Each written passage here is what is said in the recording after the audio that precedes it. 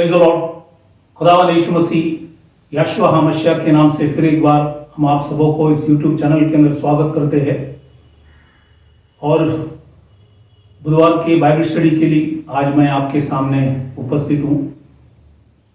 खुदावंद यशवा हमशिया को धन्यवाद करता हूँ कि फिर एक बार उन्होंने वचन को शेयर करने के लिए, प्रचार करने के लिए मौका दिया। और साथ में आप सबों को भी धन्यवाद करना चाहता हूँ कि आप लोग खुदा के पवित्र कलाम सुन रहे, उसी के द्वारा प्रभु आप सबों को आशीष करे। पिछले दिनों में कई हफ्ते से हम चट्टान पर जो घर है उसी के विषय में हमने 3 भाग देखा। आज जो है हम घर बालू पर जो है, मतलब बालू की घर के विषय में हम देखेंगे।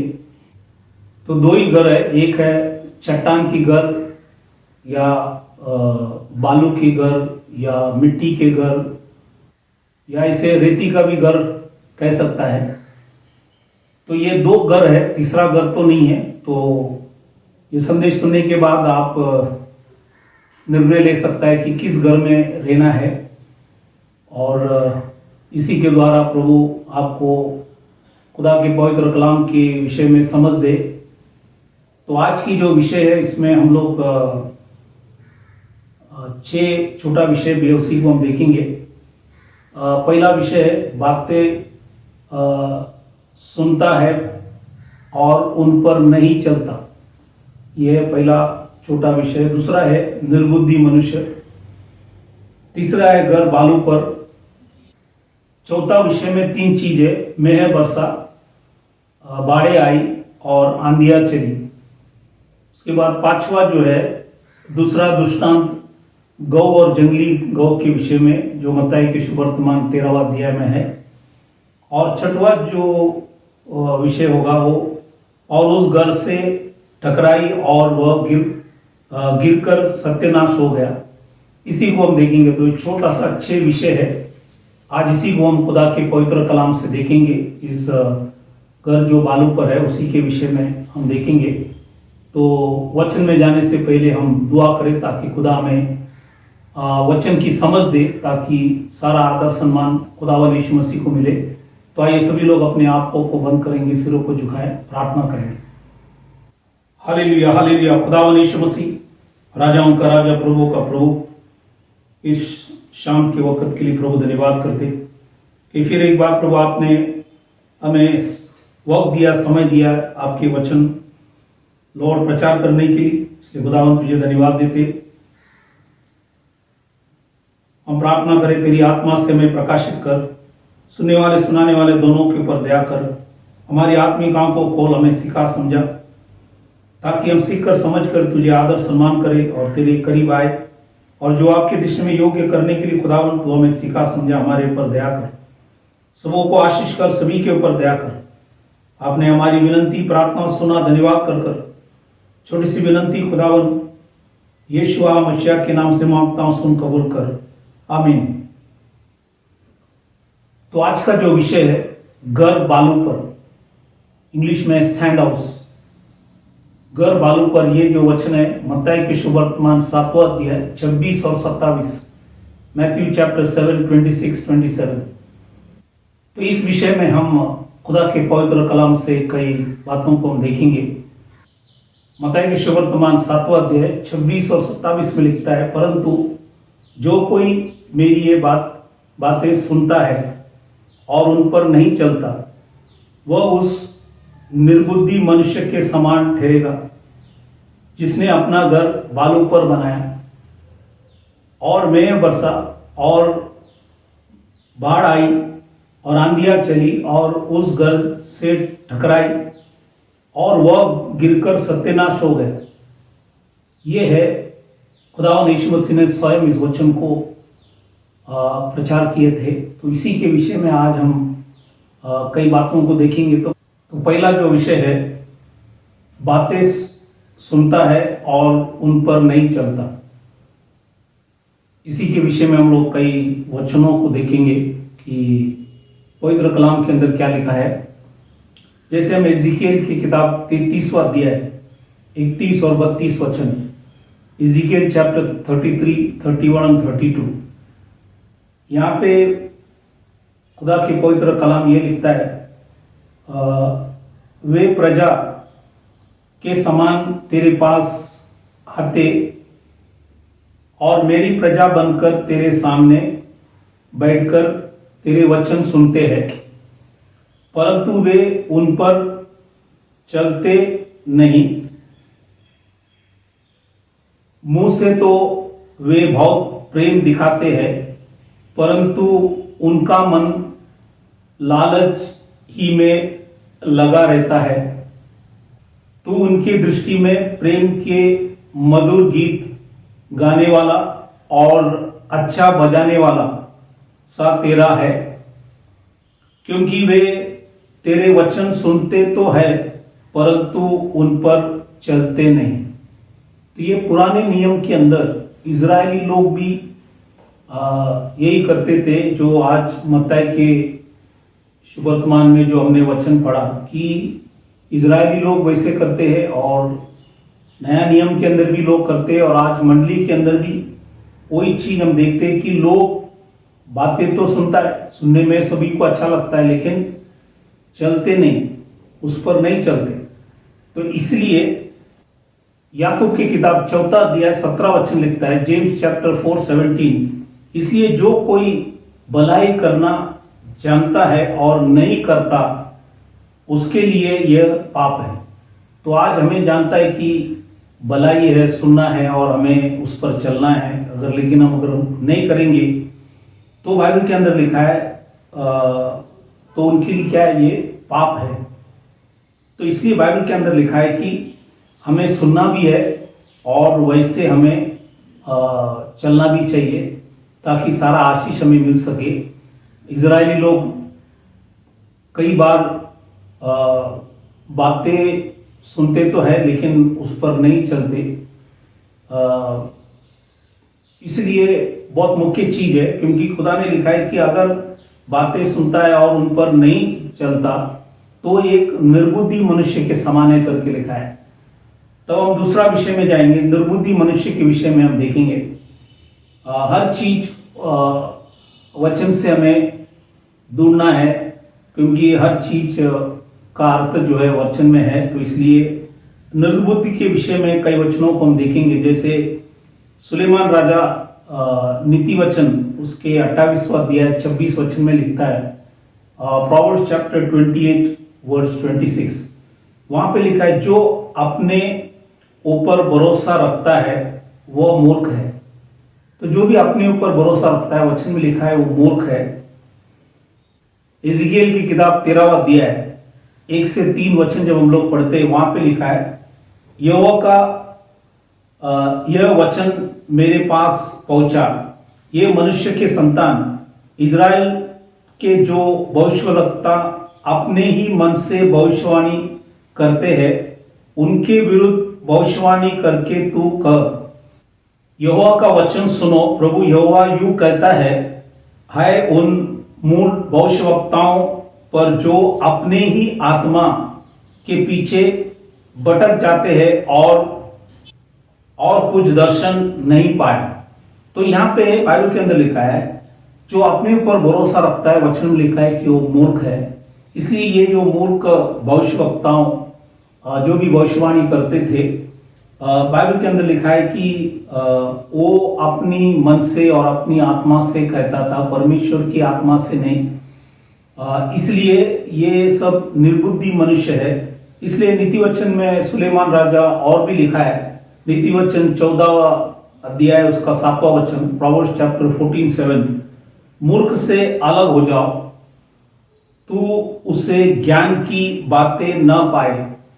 तो लिखता है कि मूर्ख से हमें अलग होना है। अगर हम उसे ज्ञान की बात अगर नहीं पाता है तो हम उससे अलग होना है, क्योंकि नीति वचन 9:6 में भी लिखता है, प्रोवर्ब्स चैप्टर 9:6, बोलो का संग छोड़ो और जीवित रहो। बोलो मतलब वही मूर्ख का संग छोड़ो और जीवित रहो। तो आज उनके संग नहीं रहना है, इसलिए हम इस बातों को याद रखना। इसलिए बातें सुनता है और उन पर नहीं चलता, तो लिखा है कि वो एक निर्बुद्धि मनुष्य है, जो खुदा के पवित्र कलाम नहीं समझते हैं।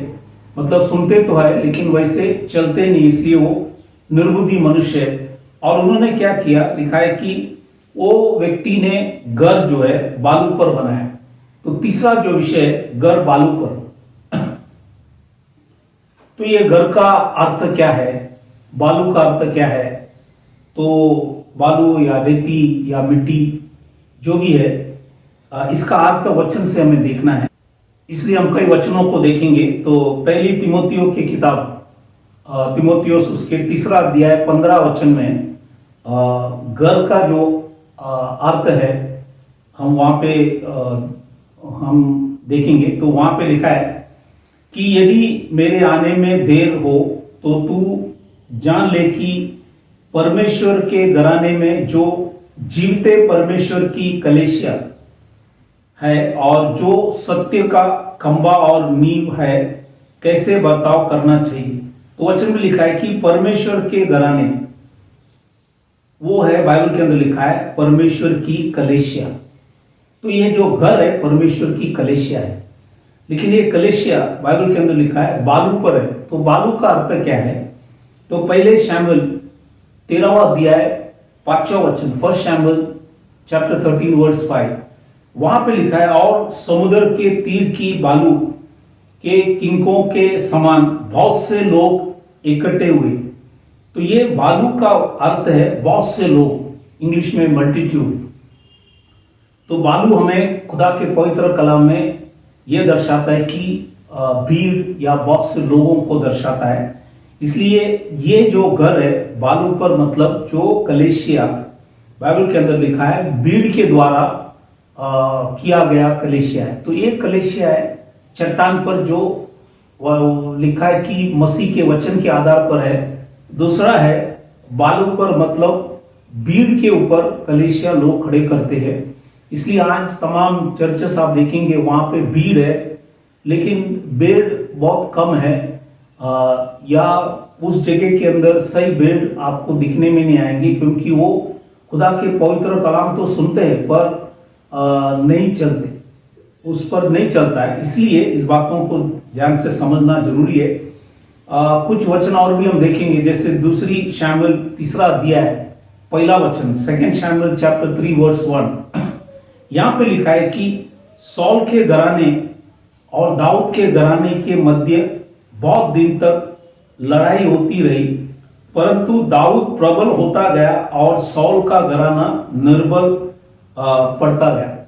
तो सौल का घर निर्बल होता है। तो ये दो घर जो है, दो घराने के विषय में लिखा है। एक घर तो आत्मिक था, एक घर शारीरिक है। इनकी लड़ाई काफी बार हुआ, लेकिन हर समय दाऊद को परमेश्वर ने मदद किया, क्योंकि दाऊद खुदा के बातें जो है सुनता है और उन पर चलता है। लेकिन सौल है बातें सुनते हैं और उन पर नहीं चलता, इसलिए लिखा है कि वो निर्बल पड़ता गया। इसलिए वचन में लिखा है कि, और ये जो आत्मिक तौर से शरीर और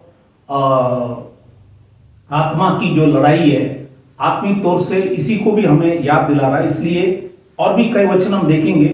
मत्ती के सुवर्तमान 13वां अध्याय 34 और 36 वचन जब हम पढ़ेंगे, मैथ्यू चैप्टर 13, 34 और 36, यहां पे हम जब पढ़ेंगे, यहां पे लिखा है ये सब बातें यीशु ने दृष्टांत में लोगों से कही, और बिना दृष्टांत वह उनसे कुछ न कहता था। 36 में लिखता है, तब वह भीड़ को छोड़कर, लिखा है कि भीड़ को छोड़ दिया, क्योंकि भीड़ यीशु मसीह के पीछे पवित्र बातों को जानने के लिए नहीं, आनंद काल के जीवन के बारे में सुनने के लिए नहीं, लेकिन उनका इच्छा था कि कुछ खाने को मिले या चंगाई के लिए या और कोई इच्छा के लिए वो यीशु मसीह के पीछे आए, आनंद काल के जीवन के लिए नहीं आए। इसलिए यहां पे लिखा है कि यीशु मसीह ने उस भीड़ को छोड़ दिया, और उन्होंने जब दृष्टांत कहा गया आके पूछा नहीं कि इसका अर्थ क्या है। लेकिन 36 में लिखा है, शिष्य लोग ने पूछा कि प्रभु हमें इस दृष्टांत के बारे में हमें समझा। तो भीड़ इस बातों के ऊपर ध्यान नहीं दी, इसलिए यीशु मसीह ने भीड़ को छोड़ा, क्योंकि ये जो भीड़ है ये है बालू है, बाइबल के अंदर लिखा है। और इसलिए ये भीड़ की जो मंडली है वो आत्मिक बातों को नहीं समझेंगे। इसलिए बाइबल के अंदर लिखा है आत्मिक बात जो है शारीरिक लोग नहीं जान पाते हैं। इसलिए इवन परमेश्वर के दास पौलुस कुरिन्थियों की मंडली को जब लिखते टाइम उन्होंने उनसे कहा गया कि इस पवित्र कलाम के अंदर लिखा है, जैसे पहले कुरिन्थियों की किताब 2 अध्याय 13 में लिखता है, जिनको हम मनुष्य की ज्ञान की सिखाई हुई बातों में नहीं परंतु आत्मा की सिखाई हुई बातों में आत्मिक बातों से मिलाकर सुनाते हैं। इसलिए बाइबल के अंदर लिखा है ये एक शारीरिक मनुष्य जो है, लिखता है कि 14 वचन में लिखता है, परंतु शारीरिक मनुष्य परमेश्वर की आत्मा की बातों को ग्रहण नहीं करता, क्योंकि वे उसके दृष्टि में मूर्खता की बातें हैं। तो आज बाइबल के अंदर लिखा है, इसलिए यीशु मसीह ने भीड़ को छोड़ दिया, क्योंकि उनके लिए एक दृष्टांत मूर्खता उनको लगा। इसलिए वो उस विषय में यीशु मसीह से कुछ पूछा नहीं, इसलिए यीशु मसीह ने उनको छोड़ दिया। वही मत्ती के सुसमाचार 13वां अध्याय 13 वचन में लिखता है, मैं उनसे दृष्टांतों में इसलिए बातें करता हुआ कि वे देखते हुए नहीं देखते और सुनते हुए नहीं सुनते और नहीं समझते हैं। तो लोग सुनते तो है लेकिन समझता नहीं, उसके लिए कोशिश भी नहीं करते। इसलिए यीशु मसीह ने भीड़ को छोड़ दिया। तो ये मट्टी का जो घर है या बालू की जो घर है, ये भीड़ की कलीसिया है, जहां पे काफी भीड़ है लेकिन वहां पे भेंट नहीं है, क्योंकि आत्मिक बातों को वहां पे दिखने में नहीं जाएंगे। इसलिए मैंने कहा कि 2 ही घर है, एक घर है चट्टान की घर, दूसरा है बालू पर की घर जो है। तो किस घर में हमें रहना है, इस वचन जब आप सुनेंगे आपको समझ में आएंगे, तो आप उसके बाद निर्णय ले सकता है, क्योंकि तीसरा घर तो नहीं है। इसलिए अगले बार हम बालू पर जो घर है उसके कई उदाहरणों को भी हम देखेंगे, उसके बाद उनका शिक्षण क्या है उसी को भी हम देखेंगे। तो घर जो बालू पर है वो इसी के विषय में लिखा। और इस घर पे क्या होता है, वचन में आगे लिखता है, उस घर में मेह बरसा, फिर लिखा है कि बाढ़ें आई और आंधियां चली। इसका भी अर्थ हम देखेंगे वचन से, मेह बरसा। तो ये मेह बरसना इसके विषय में क्या है, उत्पत्ति की किताब 7वां अध्याय 4 वचन लिखता है, जेनेसिस चैप्टर 7:4, वहां पे लिखा है, क्योंकि अब 7 दिन और बीतने पर मैं पृथ्वी पर 40 दिन और 40 रात तक जल बरसाता रहूंगा और जितने प्राणी मैंने बनाए हैं उन सबों को भूमि के ऊपर से मिटा दूंगा। तो परमेश्वर लिखा है कि उनको सबको पानी से, बाइबल के अंदर लिखा है मेह से उनको सब मिटा डालूंगा। तो ये मेह जो है या वर्षा जो है, ये बाइबल के अंदर लिखा है मरण हमें दर्शाता है, क्योंकि उत्पत्ति की किताब 7वां अध्याय 22 में भी लिखता है, जेनेसिस चैप्टर 7:22, जो जल जो स्थल पर थे उनमें से जितनों के नतनों में जीवन का श्वास था सब मर मिटे।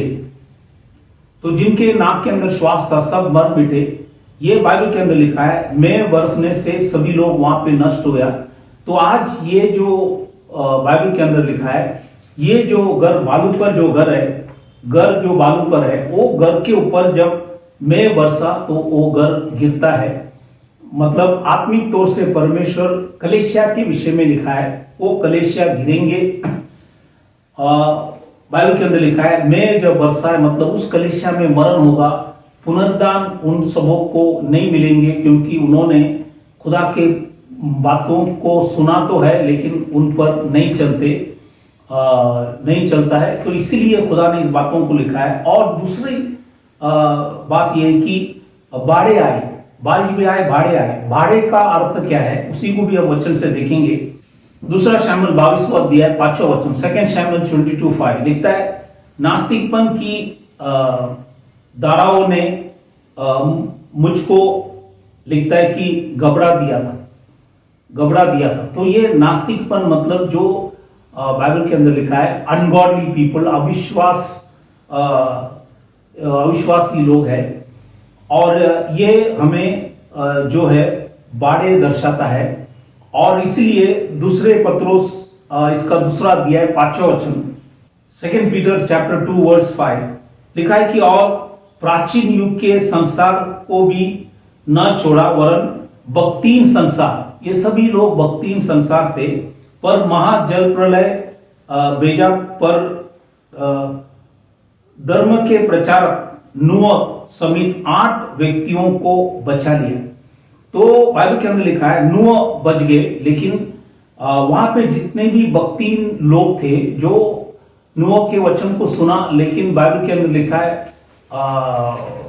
बातें सुनता है और उन पर नहीं चलता, तो वो सभी लोग भक्तिहीन संसार है और उनको ही खुदा ने नाश कर दिया।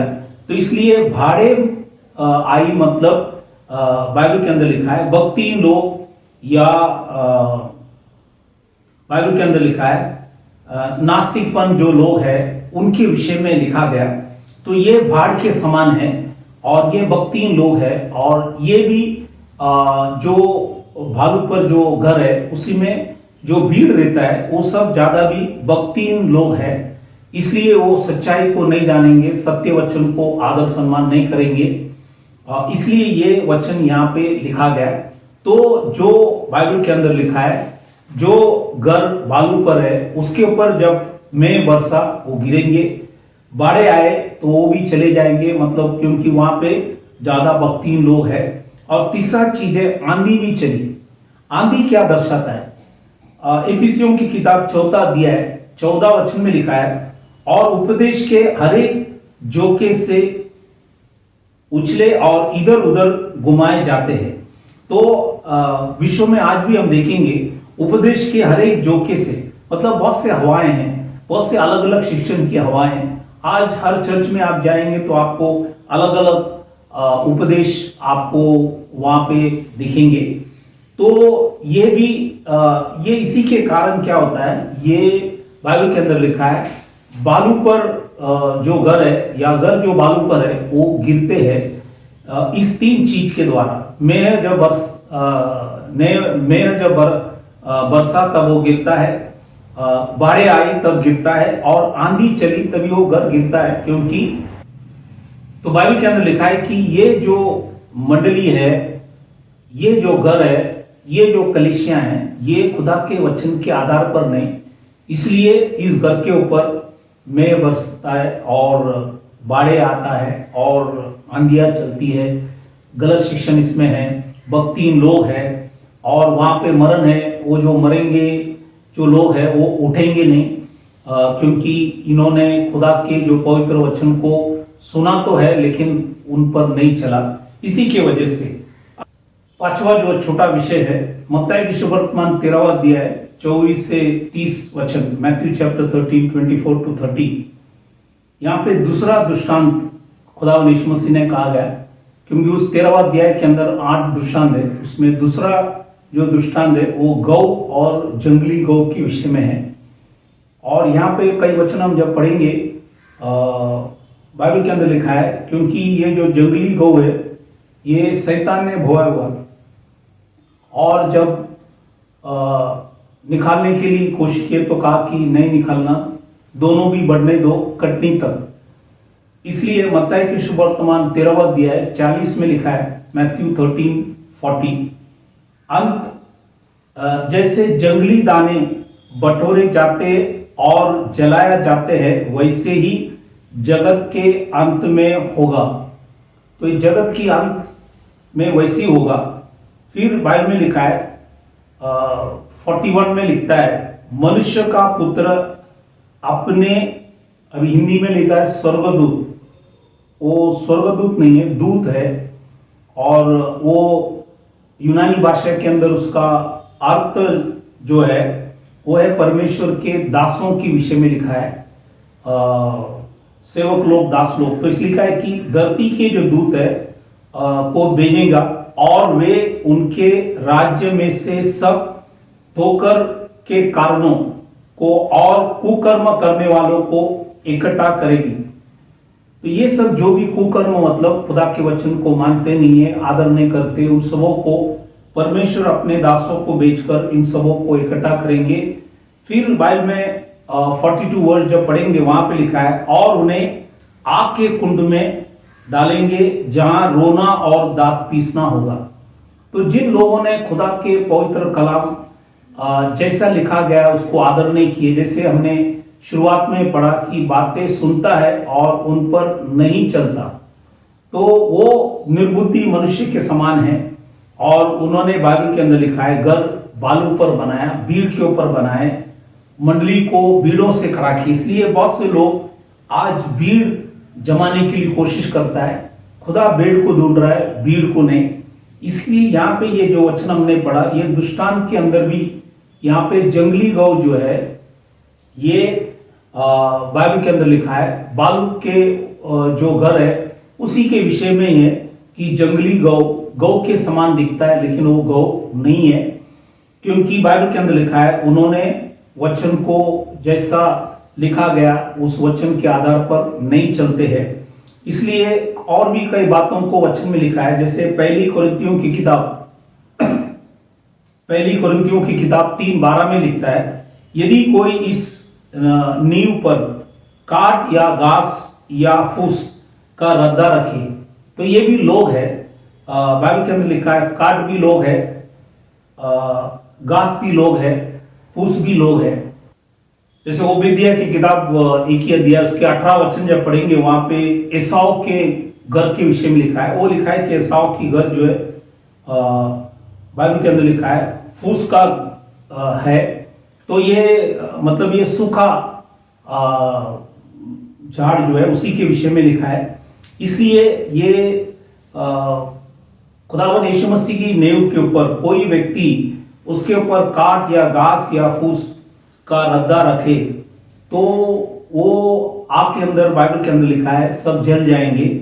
इसलिए यहाँ पे भी एक अलग ढंग से परमेश्वर के दास पौलुस ने लिखा। वही पौलुस रोमियो की मंडली को भी लिखा है। रोमियो की किताब 9 अध्याय 21 और 22 में लिखता है, अनादर की बर्तन या क्रोध की बर्तन। ये जो अनादर की बर्तन या क्रोध की बर्तन लिखा है जो विनाश के लिए, ये सब बर्तनें जो है विनाश के लिए, क्योंकि ये खुदा की वचन बाइबल के अंदर लिखा है, ये बातें सुनता है और उन पर नहीं चलता। तो इसीलिए वो सभी लोग बाइबल के अंदर लिखा है अनादर की बर्तन है, क्रोध की बर्तन है। ये चीज और भी दूसरी तिमोथियोस इसका 2 अध्याय 20 वचन में भी लिखा है, बड़े घर में काट और मिट्टी का भी बर्तन है। और लिखा है कि वहां पे 2 प्रचारक लोग थे, 17 वचन में लिखा है, और उनका वचन सड़े गांव की तरफ फैलता जाएगा, उमनियोस और फिलतोस उन्हीं में से है। ये 2 प्रचारक लोग थे, उन्होंने बहुत से लोगों की विश्वास को उलट पलट कर दिया। इसलिए लिखा है कि ये सब बाइबल के अंदर लिखा है, ये मिट्टी का बर्तन, मिट्टी का घर है, ये घर जो है बालू पर है, और ये भीड़ के द्वारा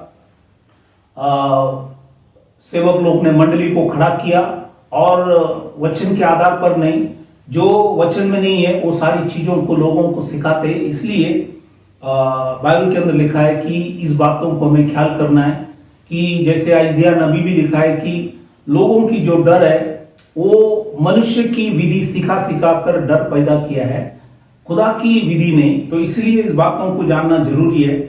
इसलिए ये जो घर बाइबल के अंदर लिखा है जिसके विषय में हमने देखा, घर जो बालू पर है, मिट्टी पर बालू पर है, ये जो है भीड़ का जो घर है, ये भीड़ का कलीसिया है जहां पे बेड नहीं है, सब भीड़ है। और इसलिए आज लोगों को भीड़ चाहिए, और सेवक लोग भी इसी के प्रयास में हैं कि नाम के लिए, मान के लिए, भीड़ के लिए, पेट के लिए सेवा कर रहे, तो सच्चाई को प्रचार करने के लिए नहीं। इसलिए मैंने कहा 2 ही घर है, इसको हमें पहचानना जरूरी है। तो इसलिए मैंने ये दृष्टांत के विषय में भी कई बातों को बताया। अब हम 6वां जो विषय है मत्ती के शुभवर्तमान इसका 7वां अध्याय 27 में लिखता है, और उस घर से ठकराई और वह गिरकर सत्यानाश हो गया।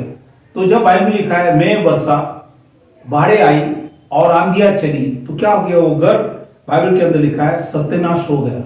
इसके विषय में एजिकियल नबी एक और भी ढंग से लिखा गया है।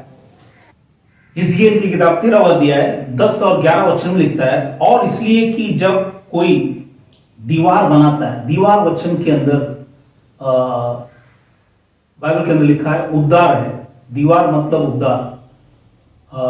कई बार पहले मैंने इस वचन को प्रचार किया गया। दीवार जो है या शहरपना जो है वो हमें कभी भी वचन के अंदर उद्धार के विषय में लिखा गया। इसलिए हम किसी के उद्धार, किसी के जीवन का दीवार बनाते हैं, मतलब उसको उद्धार के मार्ग में जब ले आते, तो लिखा है कि जब कोई दीवार बांधता है तब वे उसकी कच्ची लेसाई करते हैं। कच्ची लेसाई मतलब जो अच्छे चीजों को लेकर लेसाई करना चाहिए था, लेकिन वो किया नहीं। जैसे अगर एक घर सीमेंट से अगर लेसाई करे तो वो घर टिकेंगे, रेती सीमेंट सब डालकर बनाएंगे, लेकिन अगर मिट्टी का रहेगा तो गिर जाएंगे। इसलिए लिखता है कच्ची लेसाई, मतलब मूर्ख बातों से लोग जब एक व्यक्ति का जीवन को मसीह में खड़ा करता है, उद्धार के बातों को बताकर उन्हें जब खड़ा करता है और कच्ची लेसाई अगर करेंगे, तो लिखा है कि उन कच्ची लेसाई करने वाले से कह कि वह घर जाएगी, क्योंकि बड़े जोर की वर्षा होगी और बड़े बड़े ओले भी गिरेंगे और प्रचंड आंधी उसे गिराएगी। तो ये यहां पे भी देखो प्रचंड आंधी है, वर्षा लिखा है, और बाइबल के अंदर लिखा है कि ओले भी गिरेंगे। तो जैसे खुदावंद यीशु मसीह ने नए करार के अंदर कहा गया, एजिकियेल नबी ने भी पुराने नियम के अंदर लिखा गया, अगर हम किसी का विश्वास की उद्धार की घर जब खड़ा करता है और कच्ची लेसाई अगर करेंगे, तो वह वचन में लिखा है कि वो घर गिरने के लिए योग्य है। इसी के लिए एजिकियेल के किताब 13वां अध्याय यहाँ पे वचन में लिखा है कि 15 वचन, एजिकियेल 13:15 में लिखा है, इसी रीति मैं दीवार और उसकी कच्ची लेसाई करने वाले दोनों पर अपनी जलजलाहट पूरी रीति से भड़काऊंगा। फिर तुमसे कहूंगा कि तो दीवार रही और ना उसके लेसने वाले रहे, तो दोनों भी चले गए। बाइबल के अंदर लिखा है दीवार भी चला गया और कच्चे लेसाई करने वाले भी चले गए, इसलिए दोनों भी चले गए। इसलिए परमेश्वर ने कहा जब हम किसी के दीवार उद्धार की मार्ग किसी को सुनाकर समझाकर उनको जब खड़ा करता है, तो हम कच्ची लेसाई नहीं करें, मूर्ख बातों को न सिखाए, हम वचन की बातों को सिखाए। जो प्रेरित लोग ने शिक्षण दिया गया उसी के आधार पर मंडली को खड़ा करे। जो पहला मंडली खुदावंद यीशु मसीह ने उस प्रेरितों के द्वारा खड़ा किया, उनकी शिक्षण। इसलिए पिछली बार मैंने चट्टान की जो घर है उसी के विषय में बताया और वहां के शिक्षण क्या थे, सारी बातों को बताया। तो इसलिए ये जो घर है, ये है बाइबल के अंदर लिखा है बालू पर जो बना हुआ घर है, ये जरूर गिरेंगे। तो इसलिए आज हम कौन सी घर में रहना है, ये आपको इस वचन सुनने के बाद आप निर्णय ले सकता है। क्या हम चट्टान के घर में होना है या बालू के घर पे होना है, तो ये हमें सोचना है। क्योंकि यहाँ पे जो वचन आज प्रचार किया, जो घर बालू पर है वो जरूर गिरेंगे, लेकिन चट्टान के जो घर है वो खड़ा होगा। इसलिए हमें वचन को सुनकर वैसे ही करना है। जब वैसे ही करेंगे तो हम बुद्धिमान है, और वो बुद्धिमान लिखता है कि अपना घर चट्टान पे खड़ा करता है, और चट्टान मसीह है और मसीह का वचन है। तो उस वचन से हमें घर को खड़ा करना है। इसलिए मैंने कहा दो घर है, चट्टान का घर और घर जो बालू पर है। किस घर में रहना है ये आपको निर्णय लेना है। इसलिए ये जो आज हमने पहला भाग देखा, अगले बार दूसरा, उसके बाद हम तीसरा भाग भी हम देखेंगे, तो उसमें आपको सब चीज विस्तार में समझ में आएंगे अगले बार हम कई उदाहरणों को देखेंगे।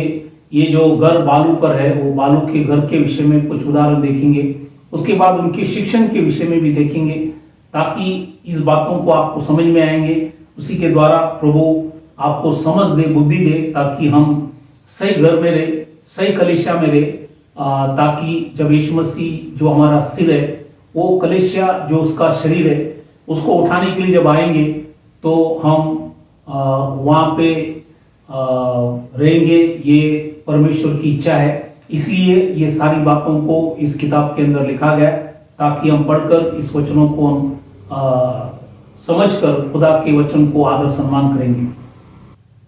तो प्रभु इस वचनों से आप सबों को आशीष करे। तो विदा होने से पहले हम सभी के लिए हम दुआ करें। आज यदि कोई बीमार, तकलीफ, परेशानी, संकट, मुसीबत, अलग अलग समस्या में है, उनके लिए भी हम प्रार्थना करें। यदि आज कोई भालू पर जो घर है उसमें बैठा है, तो उनके लिए भी हम प्रार्थना करें कि प्रभु ने समझ दे, ताकि वो चट्टान के घर पे आए और प्रभु के नाम की महिमा कर सकेंगे। तो आइए हम सभी लोग के लिए प्रार्थना करेंगे। खुदावन यीशु मसीह, राजाओं का राजा, प्रभु का प्रभु, समय के लिए खुदावन तुझे धन्यवाद देते।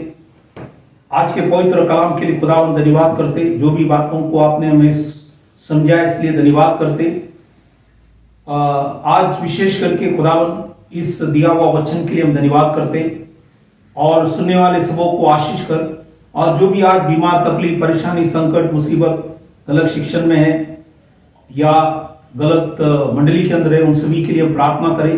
प्रभु सबों को तू समझ दे, और आपने खाए फटके से सबों को चंगाई दे। आपने भाई व लहू से उनकी सारी अपराधों को क्षमा कर, और उन्हें तेरे मार्गों में तेरी इच्छा से चला। सबों को बल, शक्ति, सामर्थ दे, हिम्मत दे, और सबों को तेरे मार्गों में चला। आपने हमारी विनती, प्रार्थना सुना, धन्यवाद कर। छोटी सी विनती खुदावन यीशु मसीह के नाम से मांगता, सुन कबूल कर, आमीन।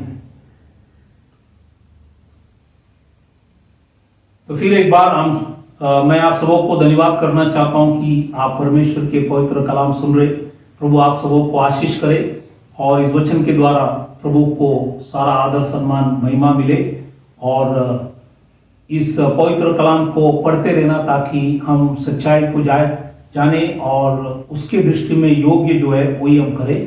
तो इसी के द्वारा प्रभु आप सबों को आशीष करे। Thank you very much. God bless you. Praise the Lord.